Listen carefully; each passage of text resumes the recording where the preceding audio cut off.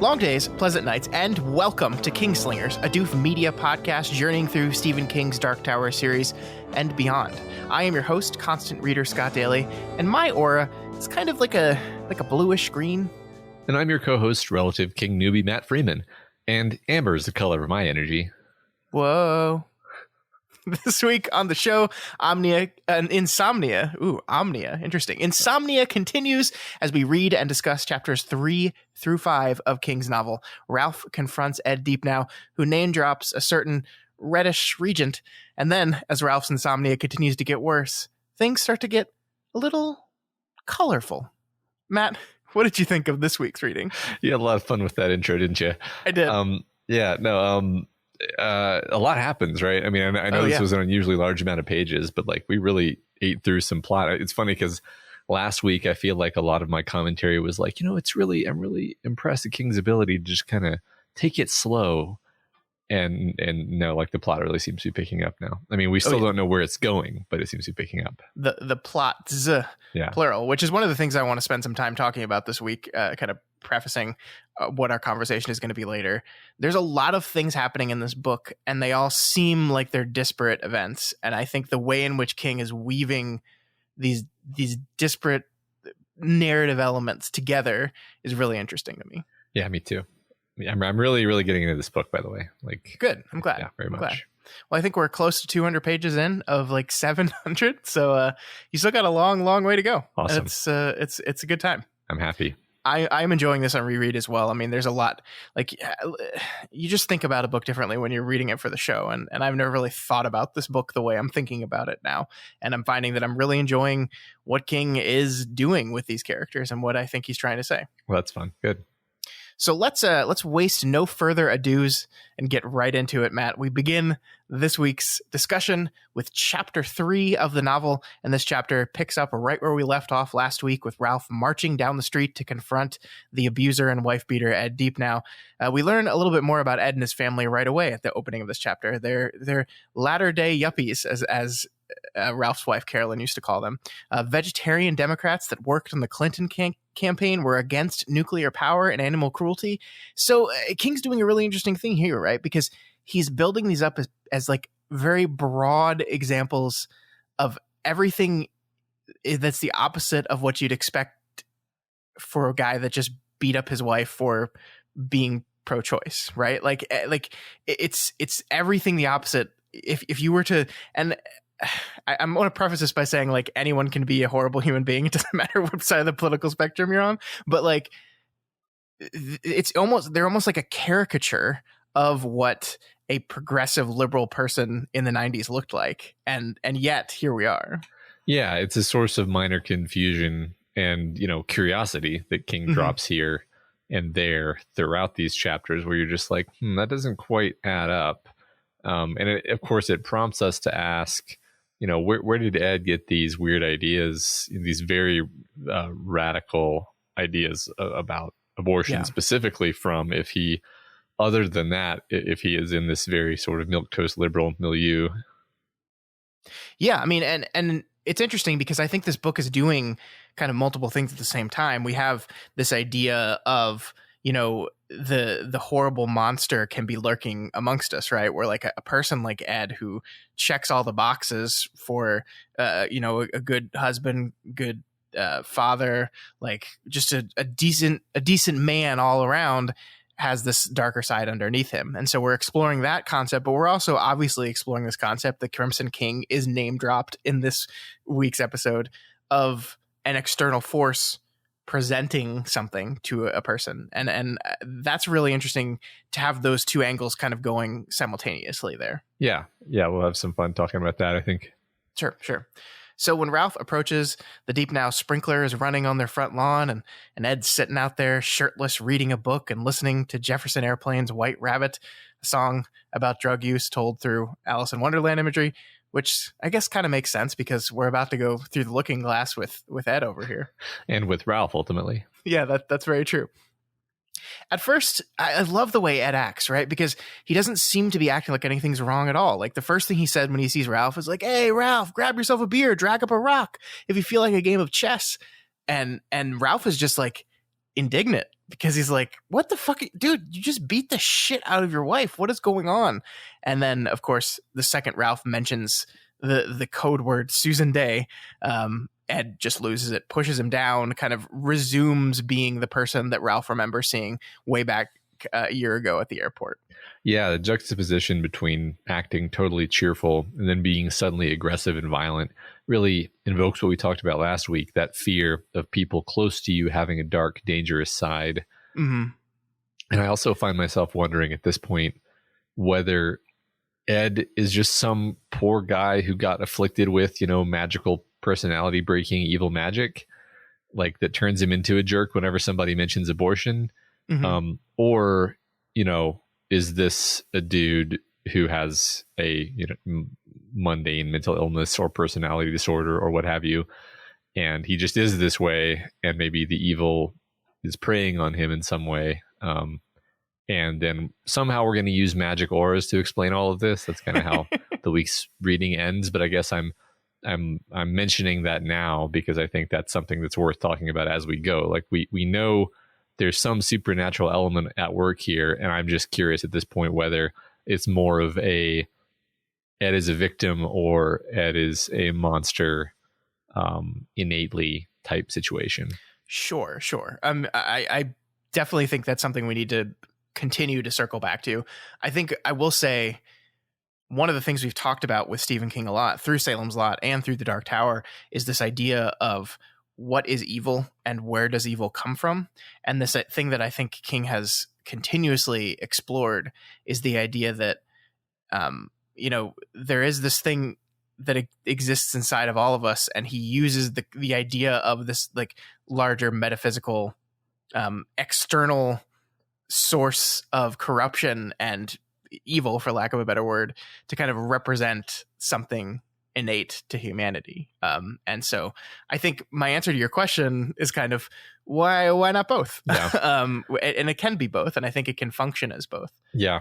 I mean, I think my guess would simply be that King sees the evil as coming from inside people fundamentally. Mm-hmm. And so I would guess that whatever this is that is happening to Ed, whatever supernatural manifestation is happening, the root of it is in something that is already inside of Ed as a human being. Well, I mean, we're Ralph appears to be going through a very similar thing. Like that's kind of what the book is setting up by the end of this week's reading, right? That the thing that happened to Ed is happening to Ralph. And yet I don't think there's any real belief at this point, or at least not tonally in the book, that like Ralph is in danger of becoming just like Ed, Yeah. So there has to be something different about Ed himself. Yeah, I think that makes sense. Or I mean, I think you take most people and you put them under the stress of increasingly bad insomnia and then magical auras. And I don't know, maybe we are going to push Ralph into some really negative place. I agree. Tonally, it doesn't feel like that's going to be what the book is, but that's kind of an interesting idea, though, to me. Yeah, I definitely think King wants to leave that option open. Like he wants to, I think there are moments especially in the third chapter we're going to be talking about today, where he wants you to draw the line between the two characters. I mean, Ralph is actively drawing the line between himself and Ed, and there is a little bit of danger on the perimeter there that you're worried about. Right. Ed also once again starts going on and on about dead babies and fetuses and all that. He even calls poor old Bill McGovern a homophobic slur while he's at it, because why not? If you're dialing in the cruelty, why not just go for 11? Yeah. It really just is going to show how he has like two distinct modes of being. Yeah, because obviously the triggering point has to circle around Susan Day and abortion, right? But he's just at some point is just taking broad swipes at everyone. Yeah. Like, what does Bill McGovern being gay have to do with any of this? It doesn't. Right. She's just hurting anyone. Yeah. I mean, and you get the sense that in his normal persona, which Ralph knows him in normally, he would never say something like that. And so it's just like, it's weird, and want to see what's really going on with this guy. Yeah. And now we got to talk about this part here, because this is big Dark Tower stuff here, Matt. Finding out that she signed that petition was fate. Simple fate. Do you mean to tell me you don't see that? Don't insult my intelligence, Ralph. You may be getting on in years, but you're far from stupid. The thing is, I go down to the supermarket to buy baby food. How's that for irony? And find out she's signed on with the baby killers, the Centurions, with the Crimson King himself. And do you know what? I just saw Red. The Crimson King, Ed. Who's he? So here he is, Matt. Here he is. Yep, we're finally here. I kind of like that. There's like a reference to seeing red adjacent to the Crimson King. Just yeah, perfect. Our colors again. But here's name dropped in our second week. We talked about how this book was going to be very much closer to being Dark Tower adjacent than Salem's Lot was. And I think we're seeing that play out already, right? Here's the Crimson King, our big baddie of the Dark Tower universe, and he's being referenced here.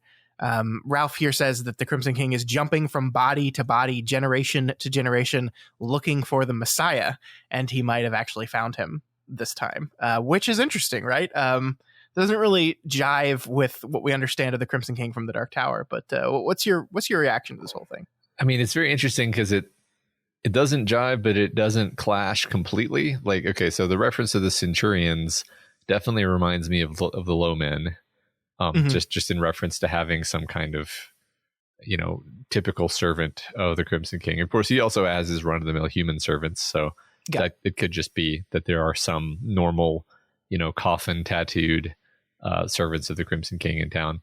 And then speaking of the Crimson King looking for the Messiah, I'm not sure if I parsed what he was saying correctly, but it's like, does he mean looking for like his Messiah, as in looking for Mordred, like the the sort of Antichrist figure of the story, or does he mean he's looking for literally the rebirth of Christ so that he can kill him? Because those are like those are basically two opposite things.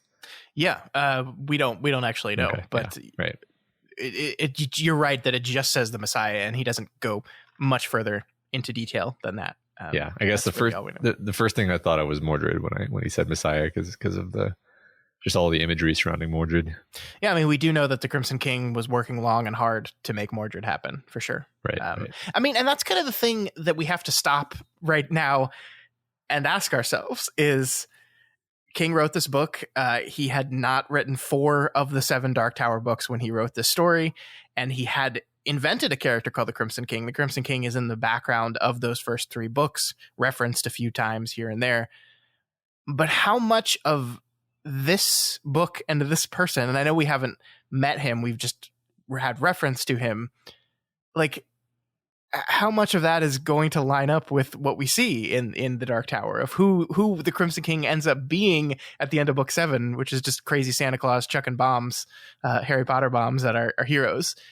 I mean, probably not much, right? I mean, like, it kind of goes back to the theory you posited last week, this idea that maybe this book just doesn't have anything to do with how that thing ends, and that's the risk here. But I mean, it's interesting to think about, because I charitably just don't believe Stephen King had really gotten a handle around who or what the Crimson King was going to be, at least in the center of his metaverse at this time. Yeah, sure. And I mean, you could even accept some of this at face value and be like, oh, the Crimson King jumps from body to body, generation to generation. That isn't completely out of the question based on what we understand of the Crimson King.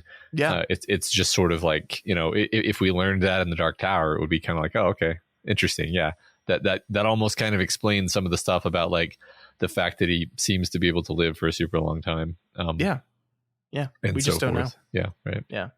This scene does remind me of the Gunslinger, though, in an interesting way, which is, the first place in the Gunslinger we hear reference to the Crimson King is in that book. And in the Gunslinger, we have a character who is an antagonist. That time it was Sylvia Pittston. This time it's Ed Deepneau. But they mention the Crimson King. But they mention the Crimson King claiming they are working against him, not with him, right? Like, Sylvia Pittston was preaching in front of the church and saying that there was a person who was an agent of the Crimson King out there, and meaning Roland. And that was bullshit. It was her, and she was carrying his child. And So here we have, once again, we have a character who is an antagonist of the book. I think it's safe to say Ed Deepneau is at least one of our antagonists of the story, and he is once again claiming that he is working against the will of the evil. But I don't know. We don't really buy it. I don't know. Yeah, I mean, I think so my take was that Ed probably thinks that he's working against the Crimson King and against the evil to the extent that he understands anything that he's talking about. But he strikes me as being too unhinged in this moment to like really craft a complex lie, especially a lie aimed at Ralph, who he doesn't even have a reason to lie to. Like he doesn't, he's just sort of like ranting spontaneously. So it would surprise me if this turned out to be some kind of convoluted, deceptive, ploy. And it's like, who would the ploy be aimed at, right? Yeah. Except maybe like himself in some way. I think you're right. I mean, I think it doesn't seem like Sylvia Pittston seemed at least partially aware that she was totally bullshitting like during her entire thing. I think if you're trying to recruit Ed to do something for you, like the best way to manipulate a person is to make them think that the other side is the one being controlled by the devil or the evil, and so that does make a lot of sense. Like that part of this is, and I'm not even saying Ed is working for the Crimson King. It just seems like he's the antagonist of our story. And if the story is centering around the Crimson King, it seems like that's what would be the case. Yeah. It seems more likely to me that he's being manipulated. I agree. Yeah. So the cops arrive, and then there's this minute here where Ralph and I think us, the reader, kind of think that King is going to have these cops take Ed's side in this whole thing, arrest him probably, but like buy into his aw shucks, I didn't mean to routine, and kind of be on his side and try to downplay what happened. But thankfully, King doesn't go that direction, and it turns out the detective, was just kind of playing him, and then immediately arrests him and calls him out on his bullshit. It's a delightful scene that manages tension pretty well, especially in 2021 when my feelings toward police are probably way more complicated than they were when I first read this book.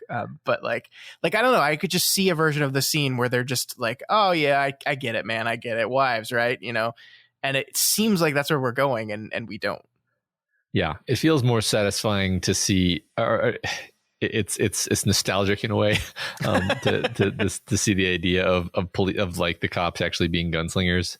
Yeah, that's basically what this guy is, right? I mean, I think I think King does have a sense. Maybe I'm way projecting, but I think this happens in his books quite often. Is like, anybody can become a cop. Mm-hmm. Some of the people who become cops probably shouldn't, and he has some characters who are like that, like the cop in Salem's Lot, and then some of the people who become cops, like the character in Needful Things. They clearly are supposed to be cops. They are gunslingers at heart.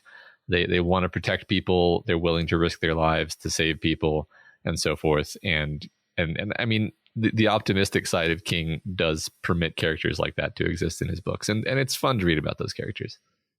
Yeah, I mean, I think it's interesting because I don't think, like, when King really talks about the police and he makes critiques of the police via his stories, it's almost always a systematic critique and not an individual. I mean, there are definitely individual critiques, but like in Salem's Lot, it seemed very specific to like the system that is supposed to protect us is fundamentally broken and cannot protect us against this kind of evil. And in this book, obviously the individual cops, like the individual detective here, is really competent and well done, but the system only charges Ed with a misdemeanor because in Maine in 1993, when you beat your wife, it's not a felony because it's your wife. It's just a misdemeanor. And that's just the way the laws were, and I think in some states are still written, which is ridiculous. But so like King is both commenting on the failure of the system while pointing out the competence of the individual.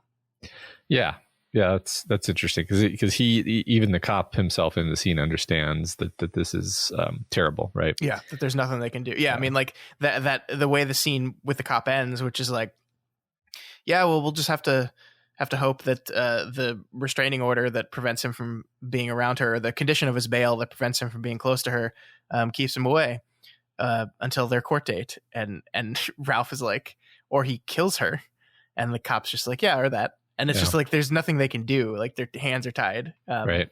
by the failures of the system. Yeah, and you get the sense from that cop, like he's probably seen that happen before. Yeah, and I mean, you get the sense kind of through the page that Stephen King is kind of in the manner where all of his books kind of feel like he's sitting on a bar stool next to you, talking to you. Mm-hmm. He's as he's telling you this part, he's like, "Can you believe this shit? Yeah, like can you believe this is really the way the laws are?" Yeah, I think you're right. Like that this is one of the parts of the book that feels to me like he learned something about Maine domestic abuse law and was like, what the fuck? And then like he ended up working it into a book because he was just so pissed about it. Yeah, and I'm going to go on a bit of a rant about that in particular here, because people drive me crazy. Like, we have multiple times throughout the course of the show made an ad that we posted on Facebook. Many of our listeners came to us from that ad. Thank you, listeners, and thank you, ads, for actually working. It's fun when that happens. But we, of course, also get, because it's Facebook, a lot of people that just like see the name Stephen King and go crazy and start arguing about his politics in our comments about how, like, oh, this guy used to be good, but then he got too political recently. And like, I look at this book, and this book so far is about abortion. It's about domestic violence. It's a book where the cops take the time to note that this, in the state of Maine, like we said, beating your spouse is only a misdemeanor, so Ed doesn't go to jail. He's very clearly and transparently being political here. Like, it's not even subtle. Like, just like you said, he is exercising his frustration at a law he saw and thought was stupid. And so it's like this idea that Stephen King was not political, and he's always been doing this. Like, Salem's Lot is stuffed to the brim with politics. It's just like they're not saying the name Trump, and so people aren't getting super angry about it. Uh-huh. I don't know. It just that's the total tangent rant, but it drives me crazy because the dude has always been political. Like, you can read Carrie and see politics in Carrie. Salem's Lot, like from the very beginning, politics were in his book. It's just they were politics of that time and not our time, so they, I guess, bother people less. I don't know. Yeah, I mean, I think basically it's probably better if you never learn anything about your author's personal lives, because I mean, I miss the era when the dust jacket was the only source you had about an author's existence, and that could make them seem very mysterious and distant and aloof. And now I follow my favorite authors on Twitter, and I'm like, oh, you're just a person. Yeah. I love Stephen King, and his Twitter is sometimes delightful to me, but sometimes he says stuff, and I'm just like, Stephen, don't comment on the Texas freeze. Don't, Stephen. But I mean, fundamentally, like, that's not his problem. It's like our problem for wanting to read his thoughts. It's like, no, just I really just. Nowadays, I just try to stick to the books and not really care what the authors say in their private lives. Well, and I mean, it is admittedly dangerous to jump to too many conclusions about a human being based solely off of the things their characters do or think in a novel. We kind of do our armchair psychoanalyzing on the show a little bit, maybe a little bit too much sometimes. But I mean, they're obviously, yes, it is absolutely true that there's a bunch of Stephen King in every single one of his books, and who he is as a person can be picked at via the stories he writes. But it's also a story, right? And like Ed or Ralph, like we talked about how Ben Mears was Stephen King. Ralph Roberts is not Stephen King. Ralph Roberts is an old conservative man. Like the book has not been subtle that like he probably did not vote for Bill Clinton. Like, he's like, I think he makes a line here in this very section where he's talking about, what he thought of Ed before all this stuff. And he, pretty decent man for a Democrat. Yeah. Ralph is a different type of person. And I don't know. So like reading into what Ralph believes or thinks and saying, this is what Stephen King thinks, I think can be dangerous. I think that's absolutely true as well. And I think we always try to have a light touch when we do that, where we're like, could be completely wrong. I mean, there are moments when it's more obvious than others, like when like Stephen King writes himself into his book. I think anyone can be forgiven for like drawing a conclusion about who he is as a real person from his character in a novel. Okay, yeah, maybe even that one case. Even that is still rife with danger. Well, yes, especially because, as we pointed out, like that character is kind of a caricature of how he sees himself at that point in time, and so forth. Definitely true. There is this one section that I wanted to kind of highlight here and maybe talk about. I think the writing here is really good, and I like that King put this in here. Still, he could not help feeling a reluctant sympathy for Ed Deepneau, who had visited Carolyn faithfully 3 times a week during her final confinement at Derry home, who always brought flowers and always kissed her on the cheek when he left. He had continued giving her that kiss even when the smell of death had begun to surround her, and Carolyn had never failed to clasp his hand and give him a smile of gratitude. "Thank you for remembering I'm still a human being," that smile said, "and thank you for treating me like one." That was the Ed Ralph had thought of as his friend, and he thought, or maybe only hoped, that Ed was still in there. I think this is really delightful to me because obviously Ed has just finished acting like a monster, and I'm not like excusing any of the things that Ed did or said, which were terrible and awful. But it's complicated, right? Like he knew this person, or he thought he knew this person. And I think King never shies away from the complicated feelings you have about this. I feel like this is a thing that could, I don't want to say get an author in trouble, but like annoy people that like, oh, we're feeling sympathy for the wife beater. What the fuck? But no, you did, because he is a domestic abuser, but he's also the man who like was kind to my wife in some of her lowest times. And the confusion of these conflicting emotions, the complexity of it, I'm glad it's there. It makes Ralph a richer, more enjoyable character to me. Yeah, and I think this is part of the struggle of having people in your life who have a dark side. Yeah. Because I mean, it's the classic abuse victim complex where you want to believe that like the good version of the person that you love and care about is the real version of the person, and then there's just this other thing that like happens to them sometimes, like a werewolf, and it's like if only they could get help for their problem that is completely exogenous to them. It's a very seductive way of thinking, actually, and I think maybe it's a little bit of even what Ralph is falling into in this moment. Yeah, I think you're right. Especially as we've seen everything. One of the things that I've noticed around this reread in particular is the way everything Ralph thinks and does is framed through the lens of Carolyn, right? I mean, he's obviously a man that's still suffering immensely from the death of his wife. And so everything is seen through Carolyn. And so here's a moment where he's struggling with this man and what he did, and the good side of him that he sees is framed through his kindness to his wife. Yeah. It's really great. Yeah, I like it. All right. So Ralph goes home wishing like hell he could get to sleep, but still unwilling to go to the doctor for it. And this is when Helen calls him on the phone to apologize and thank him for calling the police, for doing the right thing. I really love this phone call, Matt. I think, we talked about the complexity of Ralph as a character. We kind of see the complexity of Helen as a character here, who is still a little upset at Ralph, but also like knows that on some level that he did the right thing there. And so is very thankful and gracious of what he did. And so she's kind of struggling with having both of these emotions at the same time, and trying to work through it all. I really like it. Yeah, I agree. It's great that we spend the appropriate amount of time on this call with Ralph, because this is something that Ralph cares about very much. Yeah. And, King always keeps the stakes personal and human. And here the stakes are, is the bad guy's wife going to be mad at me because I put him in jail? Like that's something that I would be worried about if I were in this situation. I would lose sleep over this. Right. Yeah. So makes sense. And we also learned that Helen and Natalie are going to be heading up to the Woman Cares abused women's shelter. And we get this line: all at once, Woman Care seemed to be everywhere in his life. Ed would have undoubtedly seen sinister implications in this. Maybe not sinister ones, Ralph, but implications? Sure. This is a thing that I think King is so good at, and it goes back to what we were talking about earlier. So far, this story has like 3 big plot elements, right? Ralph's insomnia, Ed Deepnow's abuse, and Susan Day coming to Derry to speak about pro-choice abortion rights. And King has kind of weaved all these story elements together in a way that it feels coincidental.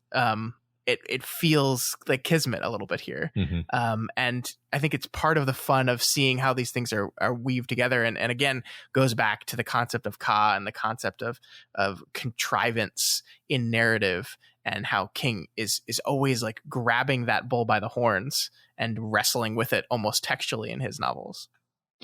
Yeah. I mean, I think it's funny how, as you point out, Ralph is basically thinking Ed would have undoubtedly seen sinister implications, which, you know, it's a funny sort of sublimation to say, like, suddenly I was noticing butterflies everywhere. A paranoid person might think that meant something. Well, it's like, okay, what you're really saying is that you are weirded out by it, right? Yeah. Ralph feels weird about woman care suddenly being this ubiquitous part of his life. And he's like projecting this onto Ed. But I think that Ralph is actually noticing that his life is kind of getting surreal. Yeah. And just the sort of punting it to like, Ed, this is what Ed thinks. It's like, no, this is you're beginning to notice that you're entering into a kind of unreality, and like it's just going to get worse from here, right? So I don't think Ralph likes it or wants to admit or grapple with the fact that he feels that way, though.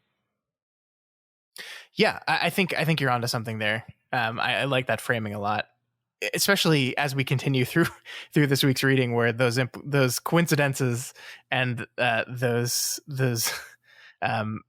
implications continue to stack up. So after the call, Ralph meets up with McGovern, who last week you decided was an evil, terrible person. Yep. I'm wondering if you're still on that whole train. Oh, of course. Where's the hat, Scott? Where is the hat? I do love the conversation that they have, right? They have a conversation about Mrs. Lochner, the woman with emphysema that lives across the street, who they're watching get a delivery of oxygen. The guys used to come switch out her oxygen tanks once every 2 weeks, but recently it's twice a week now. And this is another death clock, another sign that things are getting worse, and she's getting worse, and death is inevitable for her. And I really like this line. I want to talk about McGovern for a bit with you here, and I like this line. That's a shame. I guess she means a lot to you. McGovern laughed ruefully. Nah, I visit her because she happens to be the last visible piece of my misspent youth. Sometimes I read to her, and I always manage to get down one or two of her dry oatmeal cookies, but that's about as far as it goes. My concern is safely selfish, I assure you. Safely selfish, Ralph thought. What a really odd phrase. What a really McGovern phrase. Yeah. So, we have the older woman passing away. So Ralph continues to be surrounded by the inexorable march of death moving forward. Yeah. It's interesting how we're sort of approaching this character of McGovern, to set aside my joking paranoia for a moment. Like there's definitely layers of this character. And I feel like Ralph is only now like becoming aware of some of these layers, Yeah. I feel like this is a character we're going to come to know a lot better over the course of this book. Yeah. I mean, there's a lot of interesting things about him, because obviously in this conversation, one of the things he brings up is his homosexuality, which makes Ralph uncomfortable. These two, they share a duplex, or is it still a duplex when like one lives on the top floor and one I don't know. They share, we'll just call it a duplex. They share a duplex. They've lived around each other and been in each other's lives for a very, very long time. And this is a part of Bill that Ralph knew about, but had never heard him speak about publicly. And this is coming right after Ed just called him a slur. That obviously affected him, and that's probably one of the things he's thinking about when he's looking at Mrs. Lochner and thinking about his life and his youth and the decisions he's made in his life. And Ed's reaction to it is just to feel really uncomfortable, because he's a 70-year-old man who is not as progressive as people reading this book today are. Hopefully most of people reading this book today are. And so, like, I don't know, Bill's, I think, the closest thing to his best friend, right? And he's never really acknowledged a very important part of Bill, and he's never been there for Bill with any of the complications of living that life. He's just kind of pretended like it didn't exist, and the one time Bill brings it up, he's made a little uncomfortable.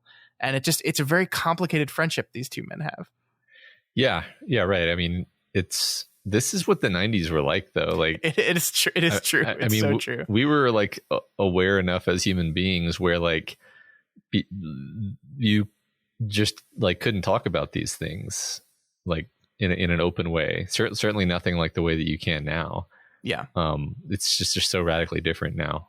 Yeah, I mean, in high school, which was early 2000s, not 90s, yeah. But one of our people in our friend groups was gay, and we all knew he was. He never said anything about it. Like we just didn't talk about it. And it's in retrospect, that's really weird.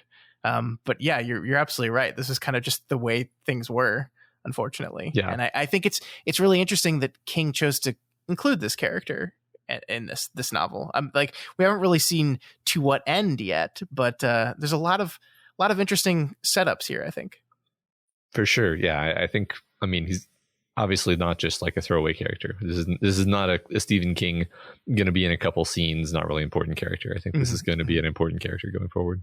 It is interesting though that like he's definitely not a gunslinger. Yeah. Like the confrontation with Ed, Bill was like off to the side, like hiding, and like yeah, he's not involved in any way. More of a Calvin Tower-esque character. Yeah, I think that's fair. Although the thing about Calvin Tower is that he ultimately did kind of become a badass. So true. So maybe that's more of the archetype we're going for, is like the much more reluctant badass. There's definitely hope for Bill McGovern's badass quote. Yeah. And as you mentioned at the beginning of this conversation, though, before they quit for the night, Ralph makes the point of mentioning that McGovern's Panama hat is missing. This is one of those things where it's like so transparently obvious that our attention is being specifically brought to this thing, that it feels important somehow. Yeah, I mean, McGovern, like, he's probably possessed, or he's like missing time, and he like murdered somebody, and then he left the hat at the murder scene, and then he like blanked out the memory, and so that's where the hat is. It's so fun because like I can play coy with you, but you're a savvy enough reader to know when King's drawing specific attention to stuff, because he does it again, right? When he's meeting up with Bill later in the next chapters, he's wearing a different kind of hat, and Ralph once again is like, that hat looks weird on him. I'm not used to him without his Panama hat, which is missing. That's right. It's so weird that his specialist, most important hat is gone. Yeah. It's funny. I mean, the idea of like forgetting the thing that you wear and like wear all the time is so distressing. Yeah. I mean, maybe I'm just saying this because like my daughter wore the same pair of earrings for like 2 years, and then one of them fell out like within the last couple of weeks. Oh no. And it's just gone. Like it's totally gone. And it's like it's kind of weird and shocking, because it's like now she just has to wear other earrings, and I was like so used to seeing those earrings, you know. Anyway, it's weirdly important if someone loses an item of clothing that they really like and that they wear all the time, you know. Yeah, I mean, at some point, especially if it's a not super trendy, popular choice, a stylistic choice becomes part of a person's identity, and that's what it feels like it is with Bill McGovern. That like Bill McGovern with the Panama hat is like how people think of him, and so without the Panama hat, something's missing. It's like the guy in my middle school that always wore the big thick winter coat even in the summertime.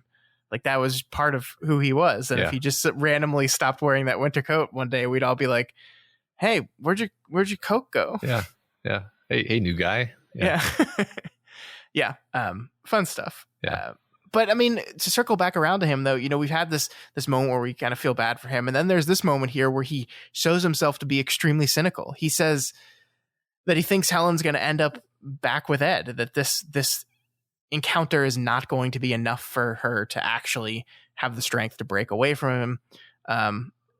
I guess what does that add to your complicated feelings about Bill McGovern?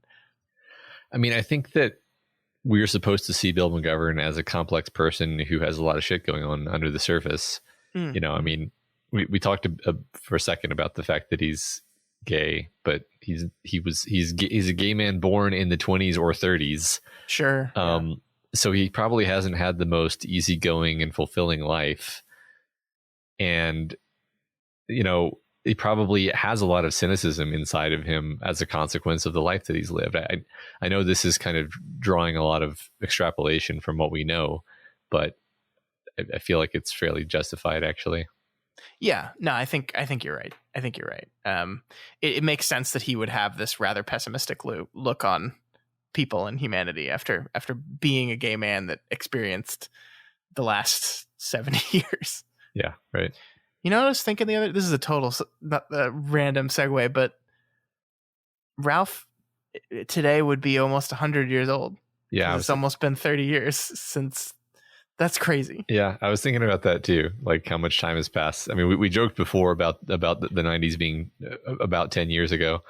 But yeah, like it's so weird. Yeah. Like people who are 70 now, I guess I can do math. I guess we're born in the 50s more or less. So yeah. Yeah. It's wild. Yeah. So right before the end of the chapter, Ralph finally gets to sleep and then wakes up at 3:30 a.m.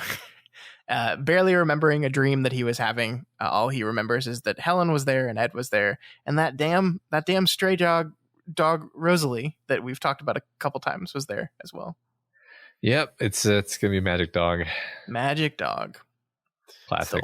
It's the oi of Insomnia. Yep. All right, so we begin chapter 4, Matt, and I really love the way this chapter starts. Although cynics always sounded more plausible than the cockeyed optimist of the world, Ralph's experience had been that they were wrong at least as much of the time, if not more. And he was delighted to find that McGovern was wrong about Helen Deepneau. And in her case, a single version of the beaten-up, broken-hearted blues seemed to have been enough. I don't know. The writing there is so clever. Like, I'd love it. I love it, Matt. Yeah. Yeah, and I like the kind of thing that King is drawing our attention to here. There's sort of a basic sleight of hand trick that I think all good writers know, but which I've never really seen laid out or described clearly. And the trick is basically like you set up a simple expectation of something bad that could happen, and you're like worried about it. So here we're worried that Helen Deepneau is going to go back to Ed and turn on Ralph, and it's going to be sad.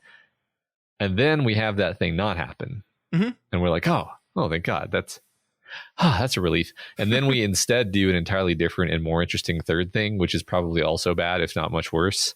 But like you weren't ever going to guess at that third thing because your attention was already fixed on the first possibility that the writer set up. It seems like a pretty basic, piece of, misdirection that you just see like a billion times in books, and I wonder if there's like a name for this. Actually, there might be. Anyway, I like it. I like how it's executed here. Well said. I think you're onto something there for sure. And I just like the cynics were wrong at least as much of the time as optimists, if not more. Yeah. I love that. Yeah, me too. Because I want to be an optimist, even though I'm not sometimes. Yeah, I like to believe that it's true that cynics are wrong more than optimists. Yeah. So Ralph gets a long letter from Helen confirming that she and Natalie are living it up at the women's shelter High Ridge, and they're both absolutely loving their time there. And I find another quote that's just clever writing that I think is beautiful is this. Helen seemed to be just discovering that she also had a right to the right thing. Ralph was happy she had found out, but sad when he thought of all the dark times she must have trudged through in order to reach that simple insight. I just like the writing there. Like she had a right to the right thing is just so beautiful. Ralph can turn a phrase. Yeah, there's definitely a lot of little nuggets of wisdom like this one throughout this book. And I like this one in particular because I think it's really easy to get lost in a hole in like a bad marriage or in any kind of all pervasive bad life situation where you can convince yourself that there's just no way out. Like he's afraid Helen would. Like you can convince yourself so thoroughly that you can't even see or conceive of any ways out. But there always is. You just have to step back from the situation, and it's like, it's good. I like that. I think this is on King's mind a lot right around now because a year after this book comes out, he releases a book called Rose Madder, which is a book about a woman who leaves her abusive husband and like flees across the country and starts over on a new life. And so like, obviously, you know, the 1-2 punch of these two books, like this is something that was definitely on King's mind at this point. And I think that book is a lot more about like the interiority of the woman who like decides to do that, and the strength it must take and the struggle with it and all these things. Like that's not the focus of this book, but it's still definitely here because we get this part right here where he said he slid the letter carefully back into its envelope, trying to remember how long Ed and Helen had been married. 6 or 7 years, he thought. Carolyn would have known for sure. How much courage does it take to fire up your tractor and plow under a crop you spent 6 or 7 years growing? He asked himself. How much courage to go on and do that after you've spent all that time finding out how to prepare the soil and when to plant and how much to water and when to reap? How much just to say, I have to quit these peas. Peas are no good for me. I better try corn or beans. A lot, he said, wiping at the corners of his eyes again. A damn lot. That's what I think. It's beautiful. Yeah. It's absolutely beautiful. Yeah, I mean, once again, I think this is what I'm loving most about the book is these kind of slow and patient attention to mundane human struggles and the wisdom of this character. Yeah. And it's so refreshing to see him just be fully aware of how much of a big deal this is for Helen. Like, he just gets it. He just understands. Right. And I also love the touch that we've seen over and over again with Ralph, which is like, you talked last week about how introspective he is as a person, and he absolutely is. But he loves doing this thing where he's processing something in his mind, and he wraps up his mental exploration by speaking audibly. Like he does this again and again and again. And you could maybe say part of this is because of his insomnia, but it's just what he does. Yeah. It's endearing. It's definitely an endearing trait. I like that. So from here, King fast forwards us to the fall of 93. Ralph's insomnia has, of course, gotten worse. And we kind of start this section with, by the 10th of September, the day when Ed Deepneau was arrested again, this time along with 15 others, Ralph's average night's sleep had shrunk to roughly 3 hours, and he had begun to feel quite a little bit like something on a slide under a microscope. So, like, that sentence right there, like, I wonder, Matt, if we should just say we're done pulling out and discussing this particular Kingism, the thing where he just says what's going to happen in a sentence that makes you go, wait, what? And then moves on from it. The day when Ed Deepneau was arrested again. We've talked about this probably like a dozen times, and he's going to do it again and again and again. I think I'm just going to make a new Kingslingers rule that I'm just saying, we talked about this enough. It's going to be in every single book for the rest of this season, and every book we cover on Stephen King, he's going to do this thing where he randomly drops that in. We've talked about why it's effective and how it works and how wonderful it is. So we're just going to say, okay, let's be done with that. Yeah. I think that's probably a good idea, unless there's one that like really seems important. Sure. And I mean, it's funny that you should finally lose your patience on this particular one, because this is actually a rare one where I would actually say that it might be a little overdone, because it's not like, Jake Chambers, leaves the school and he's never going to return or something where it's like plot relevant. It's like Ed was arrested for protesting at the women's clinic. That's it. It's not a big deal. So it's not the use of this trope that I like. Actually, it's like, come on, Stephen. Yeah. And I mean, to be clear, it's not that I've had enough. It's just that I don't want us to repeat ourselves 7,000 times. Sure. More than we already are in some instances. And so it feels like we've talked this particular Kingism to death. Why keep talking about it? I mean, since you pulled out that passage though, I did want to mention how Ralph as a character, his POV really does have a unique style to it. Like, he had begun to feel quite a little bit like something on a slide under a microscope. Like Ralph's internal monologue, it has a lot of these unusual phrasings, like it doesn't feel a little bit or feels somewhat. He feels quite a little bit, which is not a typical way that a person would say that. But like, it seems like Ralph's internal monologue is always saying things like this, and throwing in these kind of colorful analogies, like a thing under a microscope, which in a way is a Stephen King thing, but also I feel like it's particularly a Ralph thing, actually. Yeah, can I be a little bit ageist here? It feels like an old man thing too. It feels like this is the way in which Stephen King is attempting to channel an older character, of having these little internal witticisms that he's just kind of doing just for himself. Sure. Yeah, I think that feels right. Just feels like someone who's lived a long time has developed that particular way of framing their experiences. Yeah, I think so. Ralph continues to get advice on sleeping at night, which we'll cover some of that advice in our discussion question here in about an hour or so, but it's all over the place, from honeycomb to I forget some of the other stuff, but it's just a bunch of random things that everyone's offering him. None of it's working. Ralph finally decides he needs some medical intervention, not from his doctor, though. Of course not. And not from his own pharmacy either. He's so embarrassed by the idea that someone would see him buying sleeping pills that he decides to go to a different pharmacy all the way across town. Yeah, it's becoming a central character trait that Ralph really doesn't want to be seen as weak and as old. So yeah, definitely. Speaking of which, on his way to this pharmacy, he bumps into Lois and Bill McGovern, who are gossiping about the big event that happened down at Woman Care involving Ed that we got referenced early in the chapter. Ralph is really too distracted to have this conversation with them right now. He says he will meet up with them later, and he's got to go to the store first, of course, lying to them because he can't admit that he's going to a pharmacy because sleep pills, there's a stigma on them, apparently. He's decided that there is, at least. Yes. But then we get this part, and I think this, to go with what you were just talking about with Ralph, this is one of the most interesting passages to kind of frame who Ralph is as a person. Just inside the park, a group of young women with babies in strollers, a gossip of mothers, Ralph thought, had been watching them, probably attracted by Lois's gestures, which had tended to become grandiose when she was excited. Now, as McGovern bent Lois backward, looking down at her with the counterfeit ardor of a bad actor at the end of a stage tango, one of the mothers spoke to another, and both laughed. It was a shrill, unkind sound that made Ralph think of chalk squealing on blackboards and forks dragging across porcelain sinks. "Look at the funny old people," the laughter said. "Look at the funny old people pretending to be young again." Ralph. Yeah.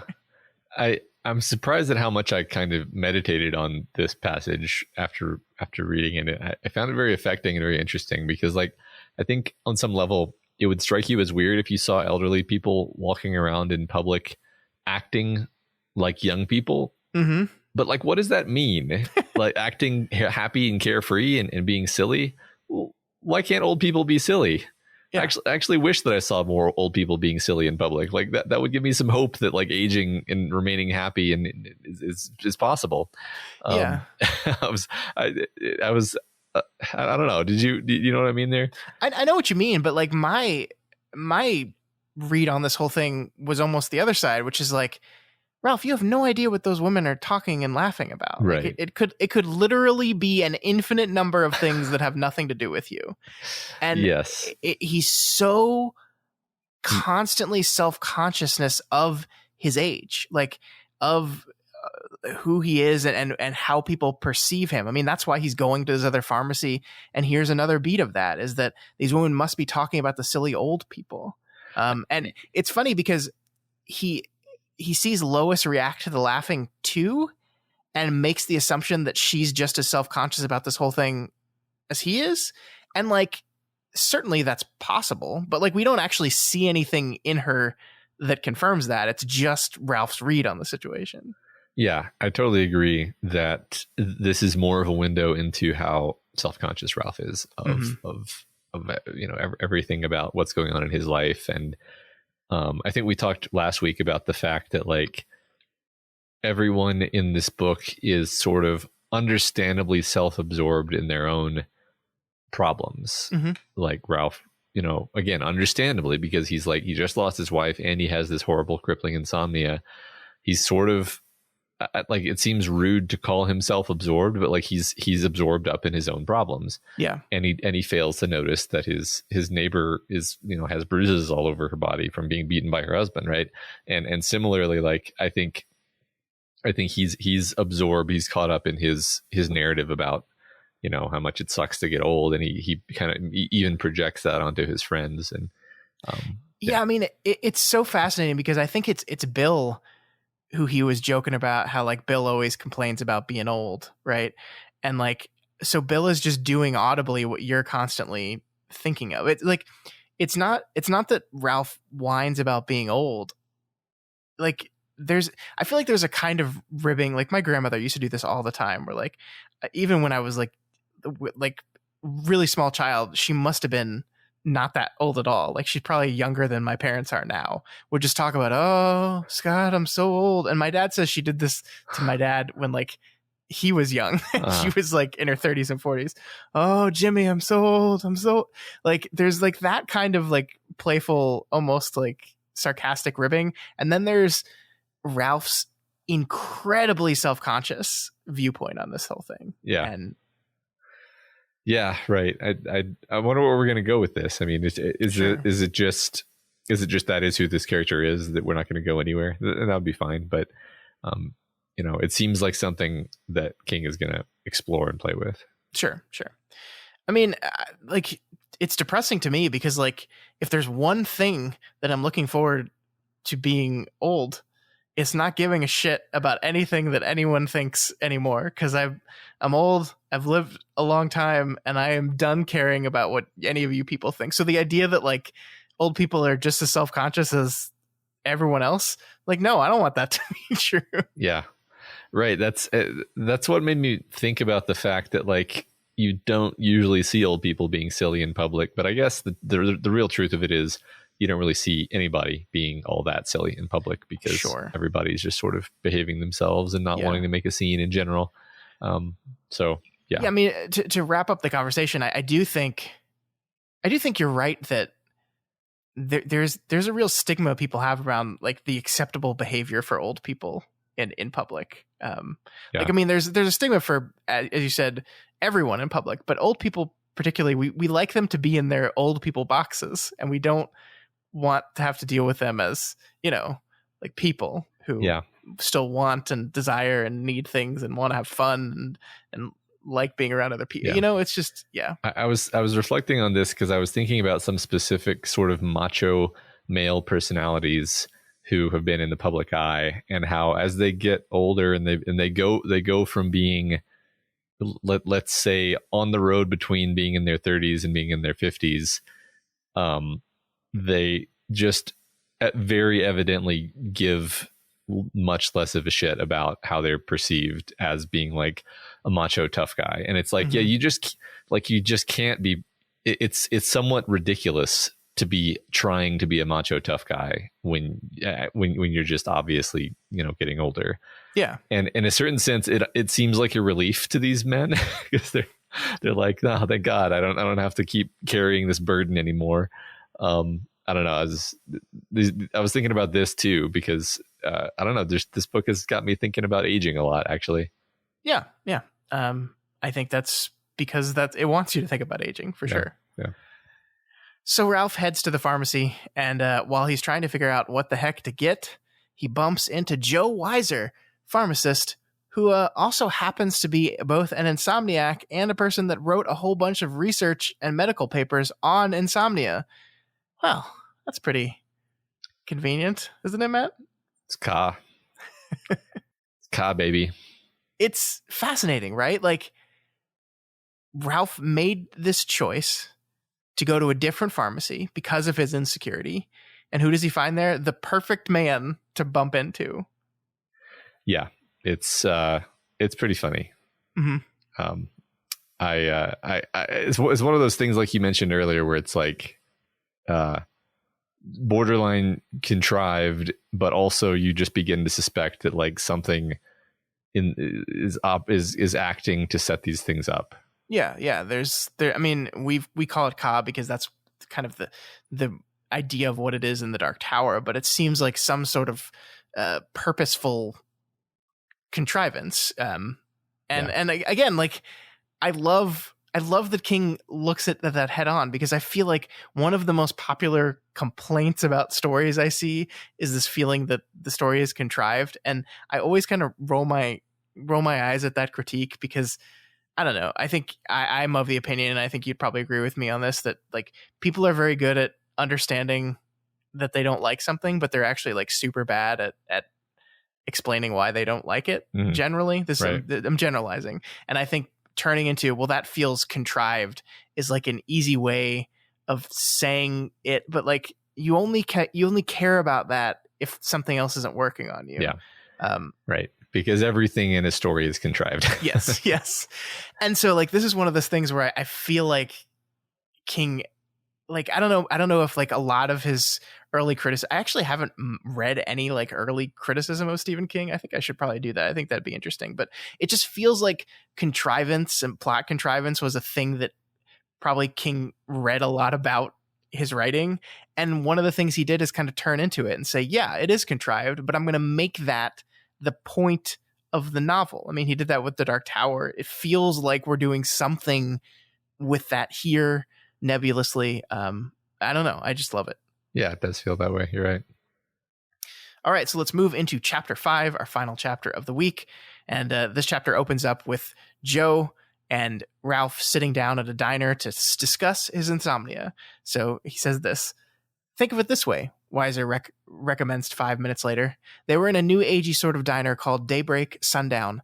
The place was a little too ferny for Ralph, who believed in old-fashioned diners that gleamed with chrome and smelled of grease. But the pie was good. And while the coffee was not up to Lois Chassis standards, Lois made the best cup he ever tasted. It was hot and strong. So like, this is such an old man thing, right? Like this, he likes his diners the way he remembers his diners, and of course, it's another hint that he's really into Lois because Lois makes the best damn cup of coffee he's ever had. Yeah, that's a sign. It's funny. There's an interesting goss of nostalgia for me because at this point in time, the only chrome and grease diners you'll find are going to be intentionally retro ones. Yeah.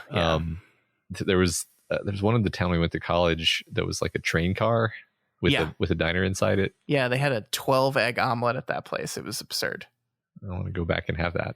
That's too many eggs, Matt. You're old now. You can't eat 12 eggs. I think I'm just hungry. Yeah, I mean, 95% of breakfast places now are on the more ferny side. Ralph would hate everywhere I go to breakfast. Sorry, Ralph. But yeah, I mean, it's kind of delightful. I think it's so funny too that he like says the pie is good, but like eats none of the pie, and then Joe ends up asking him if he's going to finish the pie, and he eats it all himself. That is interesting. It's funny because I want to just kind of like laugh that off, but also it's like, well, I mean, when you're like super not sleeping, maybe he's just like not eating too, you know? Yeah, he might be. Interesting. So Joe kind of explains the science of sleep to Ralph a bit. He talks about how we need REM sleep to not go crazy, but we're not exactly sure why we need REM sleep. That's a question I have for you, Matt and I, the scientist guy. Do we 30 years later know any more about like why we need like the specific rapid eye movement kind of sleep for our brain to not go insane? Well, the to not go insane part I'm not too sure about. Like, I think sleep does a ton of different things is the thing. I mean, you know, I think the reason why we dream is a little bit better understood specifically. Like, I think the reason we dream is basically to sort of in an almost machine learning sense, you're generating more data about potentially dangerous situations that you might run into, and exploring those situations in a safe environment in your brain. But why you need sleep and you'll die if you don't get sleep, I'm not sure if we fully understand all of these things. I mean, maybe like experts do, but I haven't heard about it if that's the case. It just feels like at least in the 90s when King was writing this, it was very just like, yeah, we know we need this, but I don't know. And I was just curious if like the science has advanced on any of that. We understand the brain a lot better than we did 30 years ago. Yeah, I mean, I think we probably do understand it a lot better, but I don't think we understand it perfectly well. It is really a fascinating thing though, because it's conserved in like not just mammals, but like vast majority of types of species. And you kind of feel like if evolution could do away with this thing where you shut down the body for several hours, it would totally do away with it. But it seems like it really is necessary. So yeah, that's fascinating. Doing something you're important. You're absolutely right that it would seem evolutionary, not ideal. Yeah, like I don't think there's any mammals that don't sleep. You know, even dolphins, they sleep like half of their brain at a time or something like that. That's crazy. Yeah. Yeah. Wow. Yeah, so basically the point of the conversation is he kind of goes through, he helps us understand sleep a little bit more, which is important for us. It's important for Ralph as well. And we get this idea that Ralph is still dreaming, and that's good because it means that the small amount of sleep he is getting is good sleep, which means essentially he's okay. He's basically okay, even though he feels like crap. Yeah, I mean, we know that it's getting to be less and less though. So it's like it doesn't make me feel okay. It makes me feel even more worried. Yeah. I mean, if there's the ticking clock of the whole thing, right? Exactly. Like, I don't know if Joe fully understands that, because that is the part of this that seems not natural, seems beyond that. Right. And I mean, I think because we're primed to think of something being off, then we're expecting it to just get worse and worse. Whereas Ralph is just kind of like, oh man, this seems like a bad medical problem that I have. Mm-hmm. It also, this whole bit did kind of feel like King read some books about sleep and wanted to somehow work all that knowledge into the novel. Yeah, but definitely. In a fun way, of course. I wonder if he had like a period of struggling with going to sleep, and then kind of got into it and then decided to write about it. Well, far be it from me to, project and psychoanalyze the author, but yeah, damn it. That's totally what's happening. We did it again. We did it again. Obviously, there's a big moment that happens during this conversation that we need to spend some time on, right? As Joe is explaining sleep and the lucid dreams that Ralph is having, Ralph looks over and sees a man reading a newspaper in the diner. The newspaper says that Susan Day has agreed to speak in Derry next month, which, as we'll learn later, is what sparked the protest that got Ed arrested. But as Ralph is looking at the man and the paper, a gray-blue aura had begun to gather around the hands of the man reading the newspaper, and around a just visible crown of his head. It seemed particularly bright around the onyx pinky ring he wore. It did not obscure, but seemed to clarify, turning the ringstone into something that looked like an asteroid in a really realistic science fiction movie. So this is Ralph seeing an aura for the first time, and calling it an aura for the first time. It won't be the last time this happens, even in this chapter. And I love how this moment happens when he's seeing the Susan Day news in the newspaper, right? Like, this is kind of goes back to what we were talking about earlier. This is the clever way in which King is intertwining these plots. So we have this moment where the auras come, and what does that happen during? It's when we're getting a plot update about what's going on with the Susan Day stuff. Yeah, right. It seems a bit convenient when the aura like comes and goes, definitely.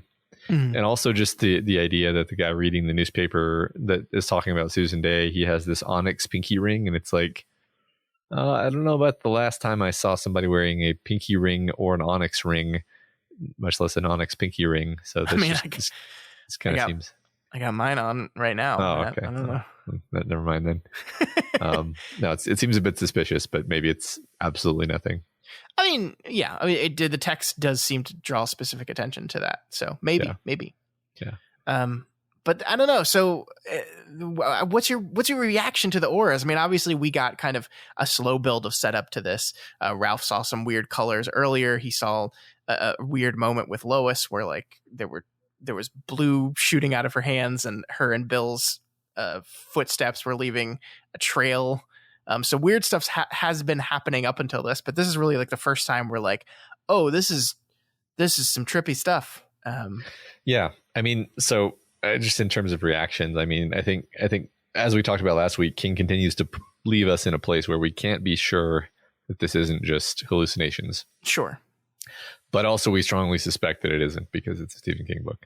So, what is he seeing really? And I think the fun of what we do as we kind of move through the next bit, as he walks around and looks at stuff with his new aura power, is maybe try to make some connections. Like he sees particular colors associated with particular things that mm-hmm.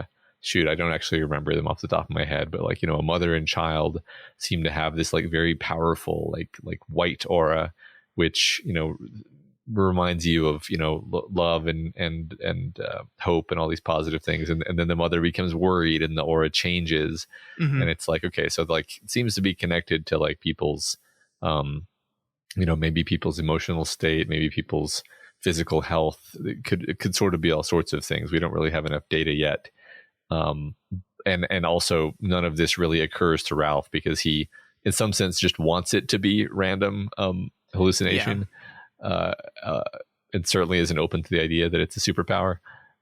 So yeah, that's my take so far. Yeah, great. So Ralph and Joe head back to the pharmacy where Joe hooks Ralph up with an acupuncture friend of his. The appointment won't be for another month, but it might actually solve Ralph's problem. So he leaves this whole encounter, seeing auras, but experiencing hope that his problem will be solved. So that's good. Yeah. But of course, when he walks outside again, things kick back into overdrive. The auras were back, but that was a little like saying Hawaii was a place where you didn't have to wear your overcoat. That's such an old man saying. This time, the light was everywhere, fierce and flowing, strange and beautiful. And Matt, I want to talk about what King does. So this is the moment where like the world has become auras. And I think what King does here is really clever because how do you describe light and color being everywhere in a way that gives, those of us that don't see auras around people and things, that can make you, close your eyes and see the image.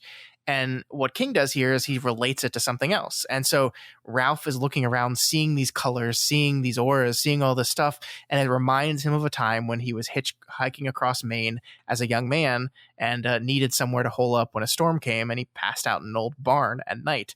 And then he woke up in the next morning and brilliant shafts of light were slicing in between the slats in the wood all around him. And he was surrounded by these focused rays of light coming from everywhere. That's an image that I close my eyes and I can see that because I haven't seen that exact thing before, but I've seen things similar enough to that where I can grasp what that experience must have been like. And so that anchors us into this completely undescribable experience that Ralph was happening. Yeah, this is, I think, a thing that King does where he spends less time focusing on like what this crazy thing looks like specifically using descriptive writing and more on like, here's an analogous thing. And also here's how that makes you feel. Here's how it feels to see this thing. Sure. It makes you feel, it gives you this feeling of like wonder and peace and transcendent joy. And then you're like, okay, like now I can be anchored to the feeling and I can relate it to the other experience. And now, I don't need quite so much like paragraphs and paragraphs of specific description of what it looks like. Yeah, I think you're spot on there. And I think this is why Stephen King books sound so fucking crazy when you describe them to people. But when you're reading them, you're just like, yeah, okay. It's because of this ability for him to do this. Because if I were to tell you, oh, this is a book in which a guy, he can't sleep and then he starts seeing auras. And also there are balloon strings that float above people's heads. You would be like, what the fuck are you talking about? But right. Like the way he introduces us to this concept, the way he gets us to understand this concept emotionally is through stuff that we can grapple with. And so it just never seems as weird in the moment as it does if you're trying to explain the moment to someone else. Yeah, exactly. I think that's right. So Ralph, though, wants to convince himself that what he's seeing here is not real. It's Joe told him that one of the side effects of insomnia is hyper reality. And so he's saying that's what this must be. I'm just experiencing hyper reality. It's just in my head. What do you think, Matt? Yeah, no, it's magic. But to what end, right? I mean, any guesses here? Like, what is the purpose of this? Well, I mean, one thing that occurred to me is that the balloon strings being of various length could indicate like remaining lifespan, which would be a perfect thematic fit because he's obsessed with being old, right? So, sure. I mean, this is practically a parahuman power that the man who's obsessed with age gets the ability to see other people's age or remaining lifespan, but not his own. That would work perfectly in the worm web serial. And then other than that, like, the ability to see people's true intentions, I think is potentially useful. But why? Like, why does he get this power, right? Like who's the source? What is the source? Is this? I mean, presumably we can just assume that this is Dark Tower adjacent. So it's like, okay, like, is this from the White, or is this a bad thing? Right. Like, that's the fundamental question that I would kind of jump to, actually, is like, is the Crimson King influencing his mind as his mental defenses are being broken down through insomnia? Or is this just a power of the White that he has because he is special? Does he have the touch? You know? Sure. I don't know, man. I like it. I mean, I just want to say, I lost my shit last week when you were talking about this idea and this theme that was present in those chapters about people being unobservant and not noticing the state of the people around them, because I knew in a week we were going to be talking about how Ralph can see people's emotional states in the auras that surround them. Right. And I was like, how did you do that, Matt? How did you do that? I think you're spot on there. And I think, we don't know where this is going to go, but this is a story in which it was set up that everyone's kind of privately suffering with their own stuff. And Ralph has just gained the ability to see that in both physically, possibly through these balloon strings, which you're right. Like, we don't know for sure what they are, but Ralph muses that it has something to do with an indicator of level of health. And then the auras seem to be emotional mental states. Yeah. Right. I mean, I guess I would predict that we're going to have some scenes where the auras come back and he sees, his own friends, and maybe get some insights into like what's going on with the people who are closest to him that he might be overlooking. Yeah. And then the auras suddenly vanish, and we get this part. We need to talk about this. Ralph released a pent-up breath and a gusty sigh and braced himself for a wave of relief. Relief did come, but not in the tidal wave he had expected. There was no sense of having drawn back from the brink of madness in the nick of time, no sense of having been close to any sort of brink. Yet he understood perfectly well that he couldn't live for long in a world that bright and wonderful without endangering his sanity. It would be like having an orgasm which lasted for hours. That might be how geniuses and great artists experience things, but it was not for him. So a little bit of an ominous tinge at the end of this aura experience. Exactly, because that immediately suggests to you the possibility of like, oh, well, what if the auras do come back and then they stay? And they, what happens then? Do they drive him crazy? Like, is this what happened to Ed? Did Ed get the auras and they didn't go away? And like a genius or a great artist, he just was constantly seeing like, he speaks about this toward the end of the chapter, so we can probably just wait, but it's at least a believable possibility. Yeah. I mean, you wonder, not to get political, but like, what do the balloon strings look like in a place that's performing abortions? Yeah. That's interesting. That's a loaded question I just asked there that I don't expect anyone to actually answer, because who the fuck knows? But it's, you can maybe start to understand. Ed, maybe. Yeah, it depends on the metaphysics of the power, right? But yeah, sure, that's interesting. Sure.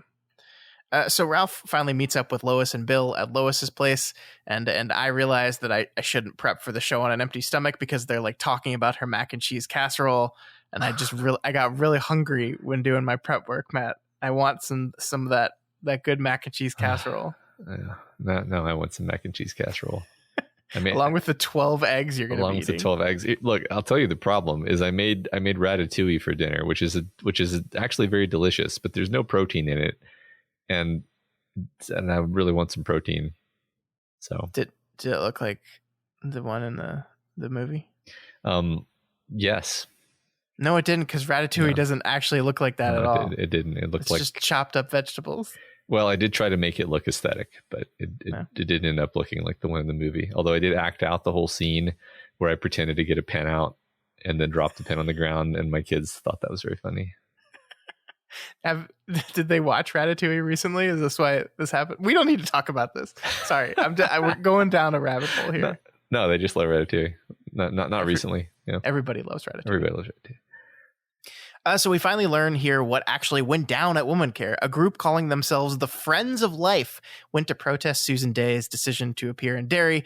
They brought signs and blood-soaked baby dolls, which is normal, which I think is actually something that people have done at at protests, which is like all this is taken right from actual real life protests where like people soaked babies in like fake blood and threw them at windows of clinics because that's a normal thing to do. The point is, the Friends of Life are led by two characters we met before. First, of course, Ed Deepneau, and then Dan Dalton, who was the owner of the shop that put that mugshot of Susan Day up in the window that had kind of a nonverbal tiff with the owner of the store Ralph was visiting. We see quickly here, and this is something I want to talk about, Matt, because the dynamic between these two men is, I think, really interesting and delightful, because Ed is the thoughtful, well-spoken one. We know he has this ability to put on the aw shucks good old boy act and kind of win people over. But Dalton, we see, is kind of a nut job where he's just like 1 second away from snapping at any moment. And like we get again and again through this interview with these two men, Dalton is saying things that make Ed just roll his eyes and be like, oh gosh, this is going to make us look crazy. Yeah. It's very interesting, right? It's a very interesting situation that King's created, because I think he's playing with this question of what are we supposed to think about these people and Ed specifically? Like, he's making Ed come off as very calculated and together here. We're seeing him in an abortion adjacent context where we would expect to see him raving and talking about centurions. And instead, he seems totally reasonable. Yeah. And this actually makes him a bit scarier. It's like we've seen behind the curtain of his madness, but we see here that he can rein it in when he needs to, and that makes him more formidable. Yeah, I mean, it's like a character like Dalton is not going to win the hearts and minds of anyone because he just seems so unhinged that like he's not going to be good at convincing people. But Ed, on the other hand, is doing a very good job of it. I mean, we see that here where the reporter that's interviewing him kind of gets into him, right? Like what Ralph relates this to Caroline, of course. Caroline calls it a case of hot thighs, which is fucking hilarious. But like it's scary. It's scary because Ed is good at this. He can be this charming, very, very controlled, very well-spoken political guy that can navigate these kind of situations and win the hearts and minds of people. But he is dangerous. He is, under the surface of that, he is Don Dalton. And we've seen it, and we know it's there, and it's scary. Yeah. Yep. So later, back at his own house, Ralph reminds himself that Ed Deepneau mentioned something about seeing colors, not auras, but colors, which is what he sees. And then in just that moment, Ed calls him on the phone, and Ralph knows it's Ed even before he picks it up, because he sees the phone sitting in a bath of baleful red light, dark red, the color of nosebleeds and rooster combs. Which is, I guess we haven't talked about this, Matt. There's this recurring beat where when Ed is fully unhinged, like Ralph keeps comparing him to the way a rooster walks, like the way he kind of weirdly bobs his head. This has happened, I think, like 3 times, and he almost says it to Helen when Helen comments on how weird he was walking around. I mean, what's your thought on this? It seems kind of interesting that this has been brought up multiple times.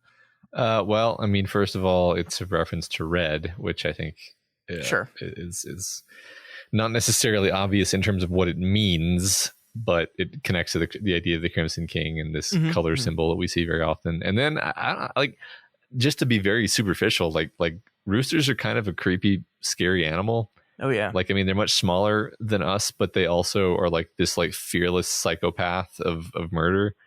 And they have that like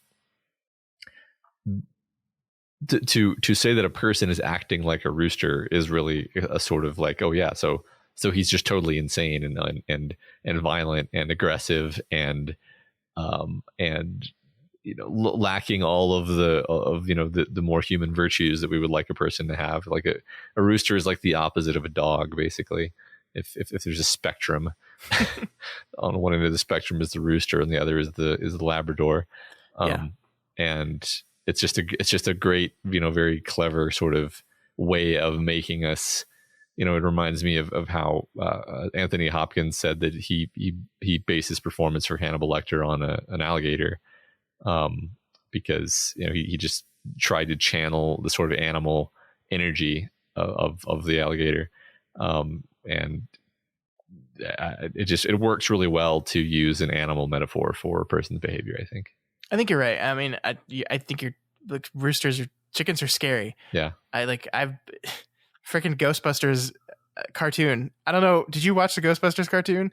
There's an episode of the Ghostbusters cartoon with a were chicken, where it's like a werewolf version of a chicken, and it's the damn creepiest fuck. I've been scared of chickens since I saw this thing.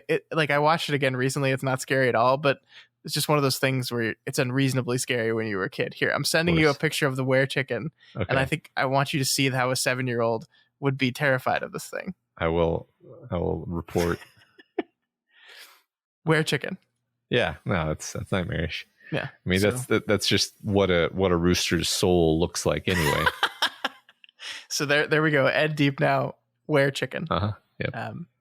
And so Ralph picks up the phone, and the reason why Ed is calling is because Ralph told the story of what happened at the airport a year ago to the detective, and of course Ed was asked about it, so he kind of put 2 and 2 together and decided to call up Ralph. And this is full mask off we see here. This is full unhinged, crazy, dangerous Ed. We see here, he says, "Calling the police after I gave that bitch the lesson she so richly deserved didn't bother me," Ed told him. "I put it down to, well, grandfatherly concern. Or maybe you thought if she was grateful enough, she might actually spare you a mercy fuck." Like, it's just so... It's just like when he threw the slur at Bill. It's just mean, right? Yeah. It's just cruel. It's cruel and I mean, insane in the way where it's like, I doubt that either Ed has like really, really gone into a dark place where he believes these things, which are very unlikely, borderline impossible about other people, or he's just being provocative, right? I don't know which it is. I kind of feel like it's the former, actually, where like he's become so like warped by where his head is at that he would actually believe that Ralph wants a mercy fuck. Yeah, I think you're right. That was my take as well. That he's just a terrible, terrible person when he's mask off. That's for sure. Yeah. The other thing he says to Ralph here is that there are forces at work here, entities at work. He brings up the little bald doctor again, which, you joked last week is like, or it's going to be like a literal little bald doctor. And we haven't seen one yet, but Ed seems to certainly think that there's a literal little bald doctor walking around, showing him things, teaching him things. Yeah, it could be that, when I think it would be very creepy. I'll say it this way: if Ralph begins to use his aura power, and then realizes that he sees not only auras but like creatures and beings and entities walking around that are invisible, basically. Like that sounds like a very creepy idea that I would kind of dig if we went that direction. Yeah. But the whole point of the conversation seems to be like a stay out of my way type of threat. Like you're dealing with stuff you don't understand. You better get out of my way. You better not try to mess me up again or else. Yes. And it's interesting because like Ralph is he's not like actively trying to get in Ed's way. Like it's not like to be in Ed's way implies Ed has a plan, which Ralph is entirely ignorant of. Right. Ralph, once again, Ralph is just trying to deal with the fact that he has crippling insomnia. Yeah. And he gets this creepy and unsettling phone call, and I'm kind of proud of the steely way that our Ralph handles it, and he doesn't just kind of buckle to the abuse, but also he doesn't really get the level of shit that he's in. He doesn't understand the situation. Yeah. We also don't understand the level of shit that he's in, but we have an inkling that something is really wrong here that he doesn't understand. We know he's in a book, so that allows us to understand that he's in a lot of shit. Yes. Yes. Just he's in a Stephen King book. So yeah. But no, you're right. You're right. I think he, like the book kind of ends with like, he was able to push away those worries. and found it surprisingly easy because it's just kind of it's just like a weird nebulous threat without any oomph behind it. I mean, really the only connecting thread here is that yes, Ed is also seeing the auras, we can assume the colors, and so Ed says he got them from the little bald doctor. The little bald doctor taught him how to do that. That's not how Ralph is getting them because we have seen no little bald doctors. His is stemming from his insomnia, but it has related them together in some way, but in a way that Ralph doesn't fully understand, and is like on some level he doesn't care because he's just like, I just want to sleep. I just want to go to bed. So we go to bed. Yeah, right. Can we just get through this plot so that I can go to bed? Yeah. And that will be the end of our reading this week. I combined week and reading. That will be the end of our reading this week. Next week we will be reading the next 2 chapters 6 and 7. It will be a much shorter reading than this week, but I think a lot's going to go down, Matt. I think you're going to enjoy it. Yeah, I can't wait to read it. Damn it. All right, let's move into our discussion question. Last week, our question to you folks was, what is your personal remedy for sleepless nights / full-on insomnia?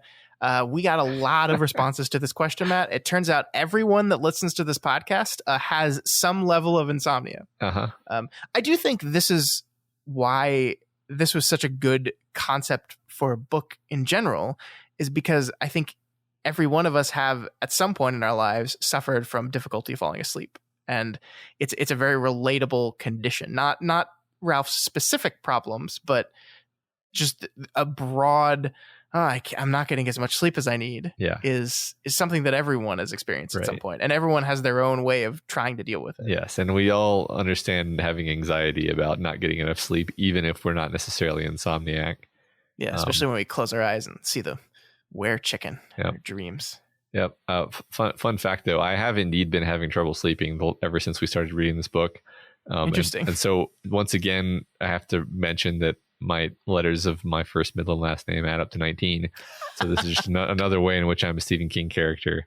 Have you seen the colors yet, Matt? I mean, not much. I'm bald. I'm not little. Oh God. And I'm not a doctor. Well, but that's 1 for 3. You're the bald man who teaches me not to sleep. All right. Let's get through some of these remedies because I need them. I think we're going to go through these pretty fast because we can't comment on them, but it's fun. It's fun. Yeah. I enjoyed y'all's answers. Yeah. Thank you for sharing. All 84001 says, my mom grew up swearing by a warm glass of milk as a guarantee to a great night's sleep. At least she did until a weekend when she was out of town and my dad was left in charge. After a hearty, I know where this is going. After a hearty meal of bratwurst and sauerkraut, I woke up in the middle of the night and couldn't fall back asleep. My dad, dutiful husband he was, remembered my mother's cure-all for sleeplessness and fed me a nice tall glass of warm milk. Cut to a few hours later when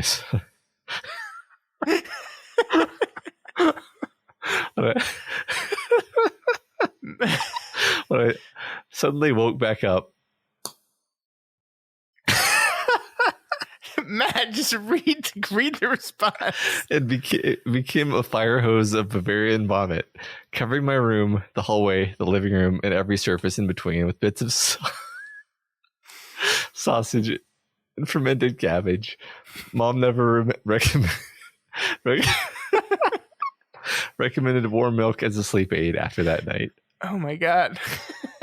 I've never done the warm milk thing, and here's the weird part. Like, drinking a glass of warm milk sounds really gross, but I do love cocoa, and that's just, you just put chocolate in that milk and then it's good. So I don't know. Have you ever done that? I think I've done it like once or twice and just not found it powerful enough to do permanently, but I think it might have helped a bit. Yeah. Would a glass of warm oat milk be just as effective? I don't know. I don't know what it is about the milk. Like, is it the warm or is it the milk? You know? Yeah, I don't know. I don't really understand it. Luigi Gamer 333 says, the thing that seems to work for me and my wife is putting on a show that we've seen to the point of being able to tune it out with the volume really low as background noise. It's like a warm blanket, just knowing you're not missing anything on a show. You can just relax. For me, it's the IT Crowd or Futurama. I would throw out some quotes here, but it seems to be sleep. Yeah, this is mine. The only time in my life I really had like consistent trouble falling asleep was way back in college, my freshman year in college, where I was a computer science major and was not enjoying it, was miserable and anxious and stressed. And what I ended up having to do was just put on the TV and basically just exhaust myself by watching a show I've seen 100 times before. And it allowed my brain to not worry about my life and the choices I was making, and if I was happy and all the stuff and all these things that were running through my brain, and I was able to sleep. And that continued, Matt, literally until last March, in which I had a baby and I couldn't watch TV in my room anymore because the baby was in there up until very recently. And so I just had to learn to fall asleep without the TV on. And now I've finally broken that habit. It's been like, what, 15 years? This is fascinating because this doesn't work for me at all. Like if there's any audio in the room, I will just, it doesn't matter if it's on for 2 hours. I will listen. I will, with my eyes closed, just listen to it for 2 hours until it ends. Like it does not lull me at all. I just think it's fascinating how people can be different in that way. Yeah. Well, I mean, it actually had a negative side effect for me where like if I was ever in a horizontal position watching something on TV, my brain would go, oh, okay, it's sleep time now. And I would just start falling asleep. That makes sense. Yeah. Pear Jane says, I suffer from middle of the night insomnia. I wake up at 3 or 4 a.m. wide awake and get what we call the racies and what Shel Silverstein calls the what ifs. When I told my doctor about it 4 years ago, she said to cut my drinking. That worked until it didn't, and I find it very unfair that at 46 I am allergic to beer and wine and now lose sleep after anything more than one cocktail. Unlike Ralph, I can usually get back to sleep, but only for an hour or so until the alarm goes off. I've had an uncommonly stressful summer, so I'm close to seeing little green men. I don't drink caffeine after noon, no chocolate after 5 p.m., 25 milligrams of trazodone at bedtime, and then, just as I'm about to fall asleep, I shake myself awake to go pee one last time. If I'm very, very lucky, I sleep until 6 a.m., usually more like 5:30. My doc pointed out I do get 6 hours of sleep before waking up, so if I'm not lucky, I'm wide awake at 4 a.m. The worst thing is to read something really great. Last week, I was awake at 3:30 and couldn't fall back asleep because of insomnia, and my third read-through of the Magician's trilogy. That day, I ended up crying into my bagel at 7 a.m. and taking a day off. God damn you, Lev Grossman. I love the Magicians. I love it so much. If I can manage it, one thing that does lull me is the comfort of Jane Austen adaptations. I start watching them during my first pregnancy and turn to them when I'm sick or stressed or generally need a pleasant dose of mild drama. Last night, awake at 3 a.m., I turned to Mansfield Park starring Billy Piper and was lulled gently back to sleep within 30 minutes. So it turns out that my most effective insomnia cure is a good bedtime story, told quietly in lovely accents. Ah, well, Pear Jane, I'm sorry you have that much trouble sleeping. That sounds tough. I consider myself very I was complaining about how exhausted I was today because my kid's been waking up earlier than normal lately. So I take it all back, and I'm glad you're able to get back to sleep though. Yeah, it sounds visual. The waking up. I've had that very briefly. The waking up in the middle of the night thing, and usually I can fall back asleep pretty readily, but it definitely is disruptive. Yeah. Mm-hmm. Shenanigoat says, I'm a little over halfway through writing a novel. While laying in bed, I think about what's going to happen in the next chapter, and the next, and the next, and before I know it, I become lost in the world of the book and drift off to sleep. I've also been trying to replace late night screen time with reading a chapter of a book before going to bed. That helps focus my brain on my thoughts on just the novel as opposed to scrolling through social media, which scatters my brain in 1,000 different directions.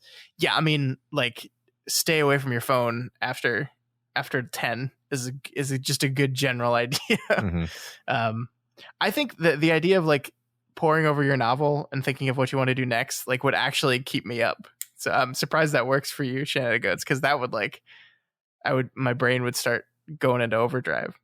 Yeah, I mean, I'll just go ahead and spoil my one and only thing that I do that I think of as a trick to fall asleep is I don't let myself think any thoughts, and I just focus on how comfortable my body feels. Like, and if I'm not comfortable, then I'm like, oh, well, that's the problem, and then I make myself comfortable, and then I just like almost in a meditative way am just only letting myself pay attention to my body, and then that is so boring actually that you fall asleep. So that's my trick. Emperor Fry the Solid says, I'll usually get up, read for half an hour, then run through the bedtime routine again. Maybe shower, brush the teeth, glass of water, get into bed. Sometimes you can trick your brain into following the routine through the next step. That or binge really boring anime. Is there any other kind? Scott. Boom. Got it. Now I got all the anime people mad at me again. Yep, every time. Baby Can You Dig Your Sam says, a sleeping mask and a white noise machine or a fan.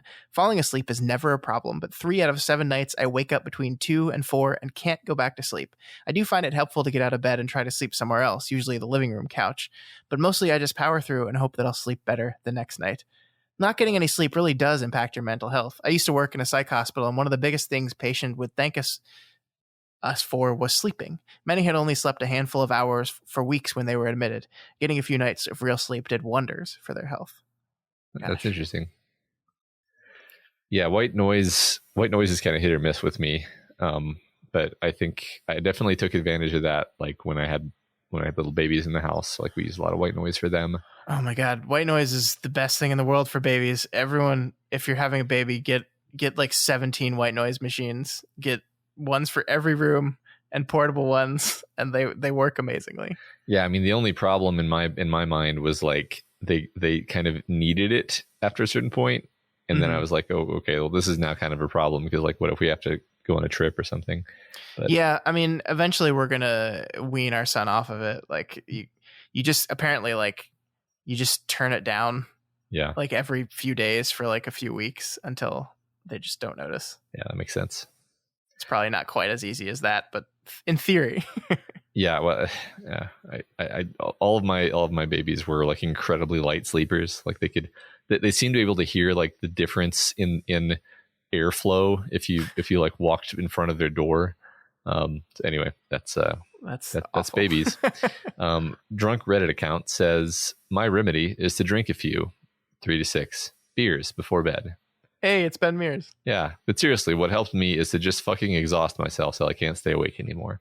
That's mine too. If I'm reading a good book or playing a good video game, then I just stay up way too fucking late, and then it's really easy to go to bed because it's 1 a.m. and I'm exhausted. Yeah, I mean, I also found that my sleep hygiene was my sleep routine was much better when I was doing a daily walk, which I haven't been for a bit because it's been like the middle of the summer and it's too hot at almost any time of day that you would want to walk. Yep. So I haven't been walking, and thus I haven't been physically exhausting myself, and thus I have not been tired at night. So yeah, and I mean the pandemic just fucked my sleep schedule up royally. Yeah.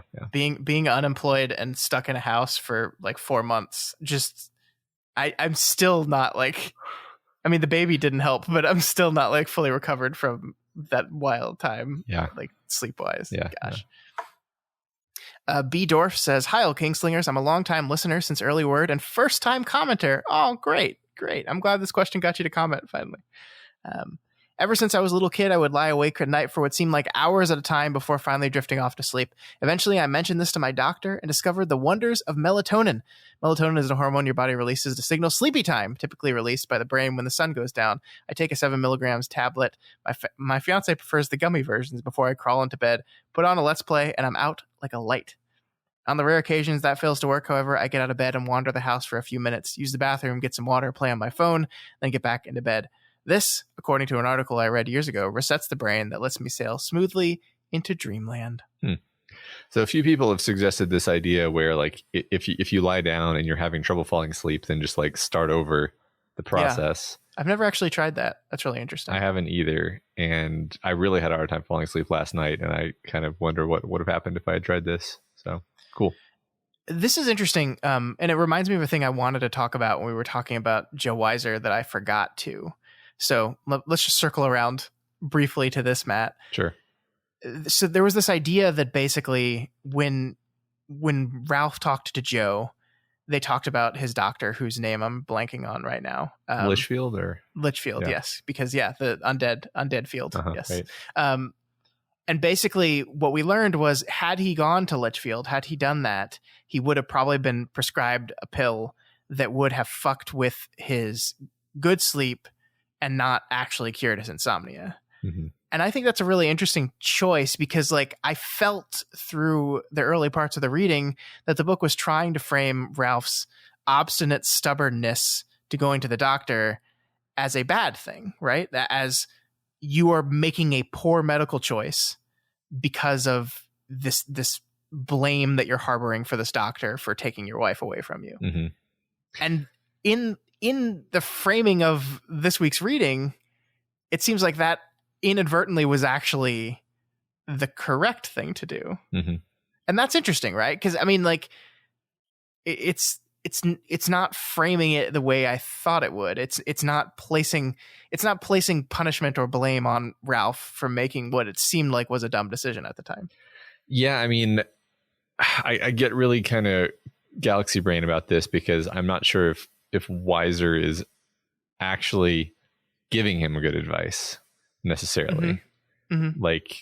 Like maybe Weiser is, someone who wants to push his insomnia worse for some reason. Mm-hmm. And it's like, okay, that sounds kind of paranoid, Matt. And it's like, we're reading a book about a guy who sees little doctors who tell him to blow up abortion clinics. Like, I'm allowed to be paranoid.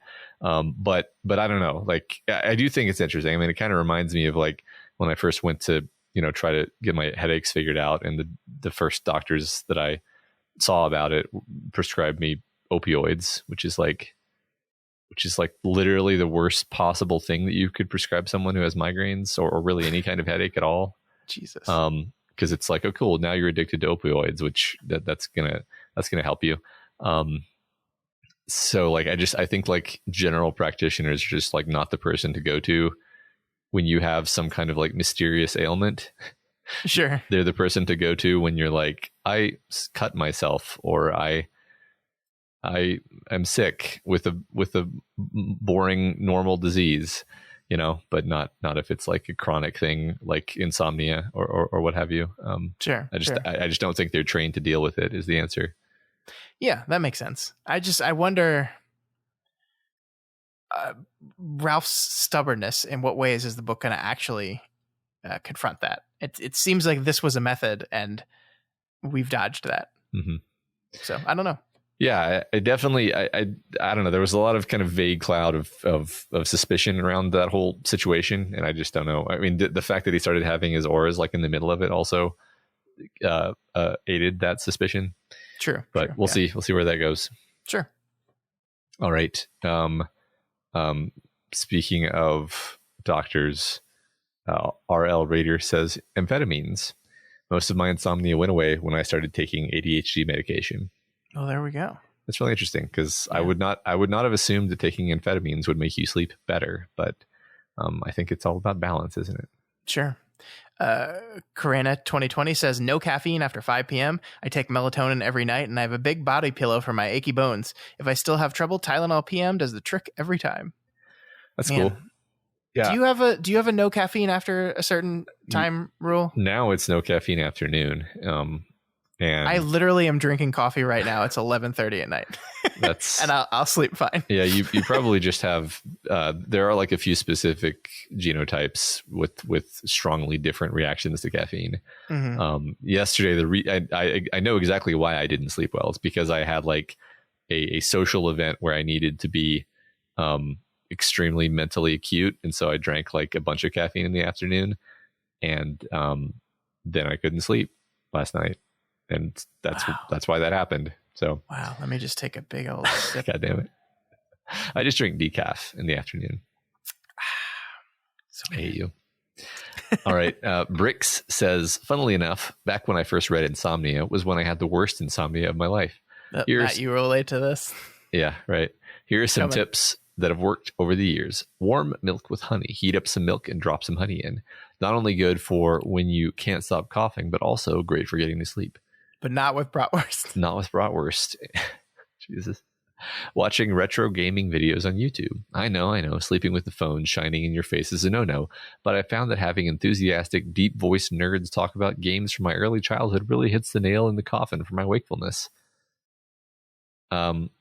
Enjoying some adult alone time. Oxytocin and serotonin make you feel euphoric and relaxed and inhibit cortisol, the hormone that makes you feel less stressed. Vasopressin, that makes you feel stressed. Vasopressin has a known anti-diuretic effect, reducing the need to urinate at night, and recent studies show its effectiveness in managing stress and pain. In other words, an express train to Sleepsville. I feel like everyone becomes like a doctor or an expert when talking about sleep, because like it's so important to all of us. Like I feel like everyone, if you're having trouble sleeping, you're doing like as much research as any human being could do on how to get better sleep. Yeah. Next one, meditating. Something I learned from my old shrink. I'm not sure I'm actually meditating, mindfulness or whatever you call it, but blocking everything out and feeling your body relax. Start at the toes, make a conscious decision to relax them, and move up one body part at a time, making sure to feel your body as you go. I'm probably doing a bad job explaining this, but for me, it usually works well before I reach the point where I need to relax my head. That's similar to what I do, but I find that if I do it that actively, then it becomes like a project that I'm doing, and then I'm like grading myself on how good a job I'm doing. Whereas the thing where I'm just like, pay attention to your body and don't let yourself think any complex thoughts, that's easier for me to do. So Matt had to stop meditating because he was turning into Dr. Manhattan. Yeah. So he couldn't do it anymore. That happened. Yeah. I mean, that's probably not the kindest way to explain it, but that's the simplest way to relate what you told me. Yeah. Which is that feeling totally detached from humanity because I was succeeding at meditation too much. Complicated 9519 says, as a kid, I used to do warm milk. Now it's just an excuse to have warm milk because warm milk is super good. Is it? Wow. Okay. Currently, there's a few things I'll try as sleep remedies. One is called the Fancy Nancy technique. This was discovered from the podcast called Ologies with Ali Ward. What you do is you think of a subject, anything, fruits, veggies, names, car parts, animals, etc., and go from A to Z like apples, bananas, cantaloupe, etc., and you'll eventually just pass out. I usually pass out around H through I, but sometimes it takes a couple rounds. If that doesn't work, just find some NyQuil or Benadryl and just take 2 big gulps of it. You pass out at H? That's like 7... Wait. That's like 8 letters in. Huh. That's like 30 seconds. Yeah. It doesn't take me 30 seconds to fall asleep. No. Maybe I do have trouble going to sleep. I just didn't know it. No. That's I think what one funny thing is I definitely take like way more than the amount of time that you're supposed to take to fall asleep, even on a normal night. What it like you might not know this, but is there like a measured like here's how much time it should take you to fall asleep? Well, I think I read something recently that said that it was like 5 minutes or something, and I was like, no way is that true. How long does it take? It might take me about 5 minutes. How long does it typically take to fall asleep? Normally fall asleep within 10 to 20 minutes. I guess if I have all my good sleep hygiene in order, then it probably takes me 10 to 20 minutes. Man, we got to play some Fancy Nancy if you're falling asleep at H. Yeah. Try it. We'll try it. Mm-hmm. All right. Jennifer D says, the only cure for insomnia is a good orgasm. Sometimes you just have to take matters into your own hands. Well, we'll all have to try that. Yeah. Richard G says, I wouldn't go as far as saying I've had insomnia, but listening to music is my method when I can't get to sleep. I found the best way is to create a playlist of songs you know back to front. Make sure they are played in the same order and try to pick the more relaxing songs out of your collection. Probably doesn't work as well with hardcore or death metal, but you do you. This way you're taking your mind off the things but not replacing it with something else to concentrate on. I rarely get through 3 or 4 songs before I'm out. Yeah, I think that's very similar to an earlier answer about like watching a TV show you've watched 1,000 times. You know, it's like it's comforting, it's recognizable, but you don't actually need to focus on it. Yeah, that's interesting. I don't really listen to any relaxing music, so it's a problem. But yeah, Matt's really big into the death metal. Yeah, right.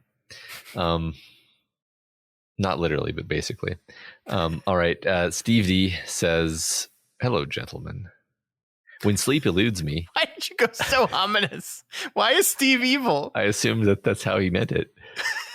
When sleep eludes me, here are my go-to strategies. Deep breaths, focusing on breathing. Resist the urge to toss and turn.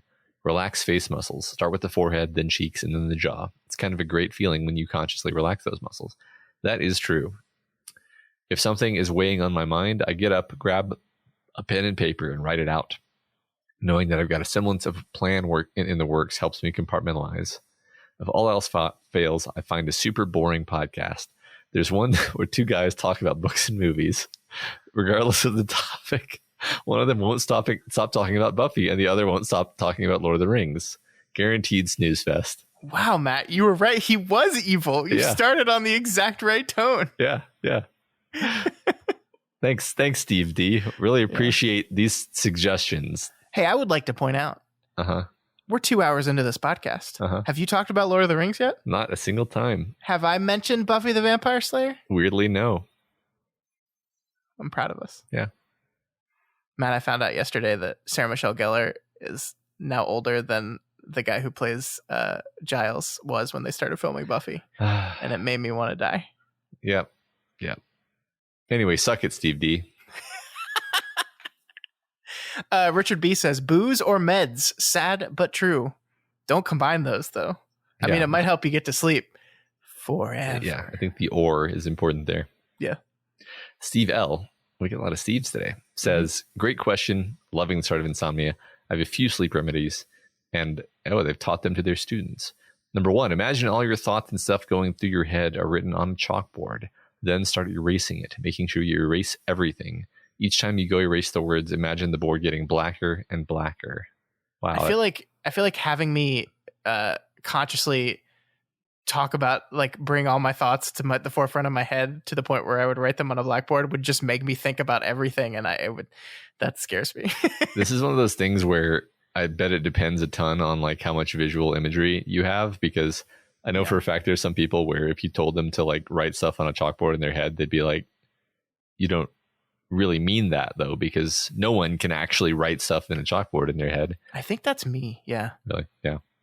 I would find it difficult enough that I would find this technique difficult to do. Let me say it that way. Not impossible. All right. Number 2, tell yourself nothing you do will change or solve anything you think of, and that they will all be there in the morning. It's better to get sleep, and you'll have a better refreshed mind to work on your thoughts the next day. Again, Steve, you've just terrified me. Yeah, just you can't solve any of your problems. And they will all be there the second you wake up. They'll all be waiting for you, staring at you. Number 3, let's just get this train going. Count backwards from 20, seeing each number visually float over your head and past. Yeah, that's actually a hypnotic induction technique too. So hypnotism doesn't work on me though. So anyway, number 4, make a movie in your head. Each night, try to get a little further in, add more details to your story. This is literally what I did for years until I submitted my story for your contest. Now I have started a new story. That's very cool. That is cool. I do sort of suspect that you have some kind of terrifying mental powers at this point, though. Yeah, he's like erasing things out of existence. Like, what if in his mind he draws you on the chalkboard and then erases you slowly? Yeah. And the board gets blacker and then you just fade away like Back to the Future. Please don't do that, Steve. Appreciate it. Thank you. Steve, you've terrified me. All right. Let's see if Luke V is going to terrify me. I'm going to get pretty real with this one. I confess to listening to ASMR videos on YouTube almost every night to get tingly and sleepy. I know a lot of people think it's a weird sexual thing, but I swear it's not. Well, for me, at least. No, it's not. I mean, there's actual science behind why that calms you. But I mean, it definitely also is a weird sexual thing for a lot of people. Maybe you and Jennifer D should team up. Yeah, I think it's interesting. I think that's another thing people just react to differently. Like I've tried to listen to it out of curiosity, and it's just sound to me. Like it doesn't do anything. It doesn't relax me. It gives me goosebumps, and I like when putting on headphones and having someone like whisper in my ear is not relaxing to me. It's like that's weird. I don't like it. It doesn't even give me goosebumps. So it just literally does nothing. Interesting. Devin says, listening to sleep stories has helped me lately. Sleep stories, huh? I'm a night. Sleep story. I don't know. They say I'm a night shifter and chronic insomniac, so I'm always trying new things. At one point a few years ago, I was taking 200 milligrams of Benadryl at a time. That's a lot of Benadryl. Yeah. I knew someone who took Benadryl like every night for like a decade to fall asleep. And I think they ultimately stopped doing that because they were like, it's a lot of fucking Benadryl over the course of a person's life. So I found a podcast called Snoozecast when I searched for what a sleep story was. Yeah, apparently just like a really relaxing story. Okay. Oh, okay. That's it's a really boring story. Fine, sure. Awesome. Oh man, can't wait to read the Wheel of Time sleep story. Oh, you're so mean. Sigma says, don't know why, but a hot shower usually helps me if I'm restless. If that doesn't work, I just tough it out until I fall asleep somewhere at midnight. Ironically enough, I fell asleep reading Insomnia. Not the biggest fan of the book, but maybe I'll reread. Either way, I listen to you two. Oh, well, thank you. Sorry the book made you fall asleep. Hopefully we don't. Yeah. Or hopefully we do. If that's what you want. If we do, then you're welcome. Yeah. The science of the hot shower is apparently that your body actually wants to cool down when it falls asleep. And so when you take a hot shower, all the blood comes to the surface of your skin. And then when you lie down in bed, all the blood is in the surface of your skin and you radiate all of your heat out really rapidly and thus cool your body down faster and thus fall asleep faster. That's cool. Yep. I don't like taking showers at night though, because I don't like feeling like I'm wet in my bed. Yeah. Even if I dry off, I still feel like I'm damp. I'll shower at night if I feel like I need to. It's a very subjective thing though. This was more of a problem when I had hair on the top of my head that took a while to dry. Now, not so much of a problem. That makes sense. That makes sense. Finally, last answer. Randy, at Randy of AF Times. Okay. Says, get up and get out of bed so as not to connect insomnia in your bed. Accomplish a small, simple task and go back to bed. Yeah.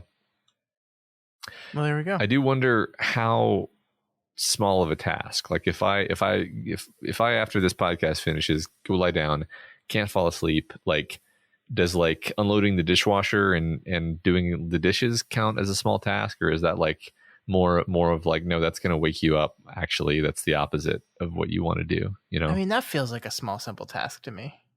I mean, that like you don't need to use your brain to do that task. But there's a lot of movement to it, though. I mean, yes. I don't know, man. What task doesn't have a lot of movement to it? That's a good point. Like, I guess I don't know. I guess an example might help me.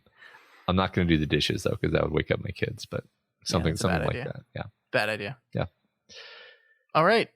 That is it. Thank you all for your sleep remedies. That was very fun. And obviously Matt is going to go try them. Yep. Me, I'm just going to fall asleep when I get to H. I'm going to go have a glass of warm milk. Don't eat any sausage. All right, folks.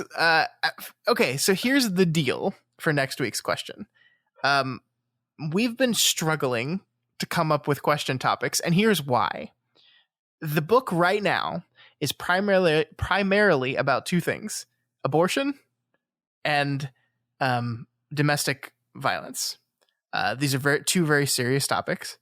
They are also topics that I do not want to like, I don't want to ask the question, like, what are your thoughts on abortion? Like, I don't want to have that conversation. That's not good for anyone. So it's been a struggle, Matt. It's been a struggle to come up with something to ask in this area. Like, we covered the insomnia part. Like, there's three things: there's insomnia, there's abortion, there's domestic abuse.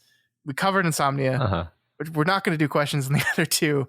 And so that's kind of where we're at. So this is not like the finest discussion question we've ever come up with, but it's something. So maybe you'll cut us a little slack on that, folks. Yeah.